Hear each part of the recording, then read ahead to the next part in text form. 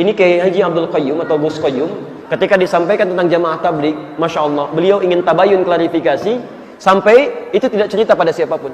Pesan tiket sendiri, pesan hotel sendiri, reservasi sendiri, berangkat langsung ke pusatnya. Yang kalau suka ada kumpul-kumpul, konon katanya ada di daerah Asia Selatan ya, Pakistan atau India itu, datang ke sana melihat langsung apa yang dilakukan, apa yang terjadi dan sebagainya. Ya. Anda jangan merasa bangga kita ini maju, belum maju kita ini. Dalam keulamaan kita masih di bawah grid internasional, masih di bawah jauh. Teknologi kita di bawah jauh, keulamaan kita di bawah jauh. Keulamaan kita tidak seperti Mesir, kita akui. Kesufian kita tidak seperti Afrika, kita akui. Meskipun kita punya nilai plus adalah ketenangan, kehidupan yang tenang, betul itu. Tetapi keulamaan kita masih di bawah sana. Kesufian kita masih di bawah sana. Keislaman kita, keulamaan kita masih di bawah India sampai sekarang. Jangan berbangga kita. Kita punya Nahdlatul Ulama, India punya Nadwatul Ulama. Di sana gridnya lebih tinggi, alimnya lebih tinggi. Melahirkan banyak tokoh dunia.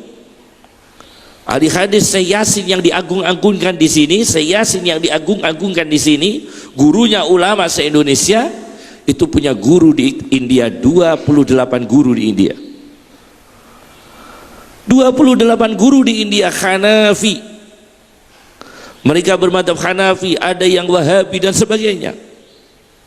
Itu guru-guru saya sendiri. Bisa saja ada yang Wahabi, Hanafi, ada yang fuqahanya Hanafinya Masya Allah ke sana. Tidak seperti Hanafi yang lain. Mungkin Hanafinya itu Hanafi yang kuat sekali, beda sekali dengan kita. Dan gurunya saya Yasin 28 di sana. Tanya itu muridnya, saksinya itu Ali Mas Adi itu Mojokerto. Ada ya Ali Mas Adi ya? Kiai Ali Mas Adi Mojokerto. Itu dulu di Sarang. Itu sekretarisnya Syekh Yasin Mekah. Itu cerita bahwa gurunya Syekh Yasin yang di India 28 guru tidak bermadzhab Syafi'i. Kenapa beliau bisa rukun? Karena keilmuan agamanya itu mapan dan mengikuti sirah-sirah ulama sebelumnya. Tidak ditanamkan beda, itu beda, itu beda, bukan begitu. Ini saya jelaskan dulu supaya sejuk sajalah. Anda ini tahu At-Tahanawi. Tahanawi itu gurunya Syekh Yasin yang punya kitab I'la'us Sunan 17 jilid. Itu pemimpin jamaah tabligh. Gue kira jamaah tabligh gak harus ngalim. Wah, saya tidak ikut jamaah tabligh, tapi saya lihat sendiri yang alim mana, yang tidak alim mana. Tapi gue kompor-kompor di masjid loh. Lah ketimbang saya gak tahu sobat masjid. Coba wong tuh kompor-kompor di masjid asli situ mangan duit masjid deh. Jadi ana wong gotong-gotong kompor di masjid tapi iktikaf di masjid situ belas ora tahu sholat, gak tahu poso. Ditakoi agamamu apa? Nahdlatul Ulama. Lah malah keliru. Itu bisa malah keliru. Nah, ini kita yang ringan-ringan dulu. Jadi artinya begini. At-Tahanawi itu gurunya Syekh Yasin. Apa beliau? Adalah gurunya Syekh Yasin.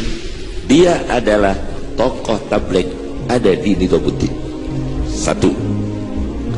Yang kedua, siapakah yang dianggap gurunya generasi muda ulama Nahdlatul Ulama di Indonesia? Sayyid Muhammad Al-Maliki. Anda tahu Sayyid Muhammad Al-Maliki?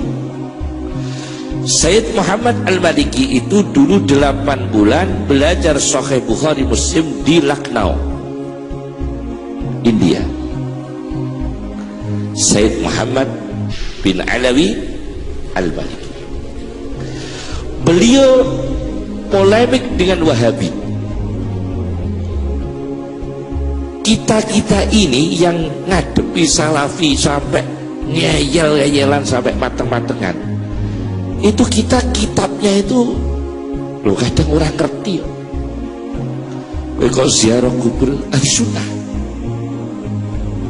ke tawasul ahli sunnah. Lah sing gak tawasul gak ahli sunnah rokok. Lu kok ngerti kan rokok? Saya ini suka tawasul, saya ini suka manakib tiap hari. Saya itu hobi manakib, hobi ziarah kubur. Tetapi saya pernah datang di Nizamuddin di India. Gurunya Sayyid Muhammad bin Alawi Al-Maliki itu Abul Hasan An-Nadawi. Itu gurunya seluruh ulama dunia. Al-Azhar itu kalau belajar hadis dikirim ke sana. Bukan India ke Mesir, Mesir yang ke India. Ulama Madinah, ulama Mekah itu semua belajar ke India, harus ke India. Di sana ada Abul Hasan An-Nadawi, penulis buku sirah terbaik di dunia, sirah Nabi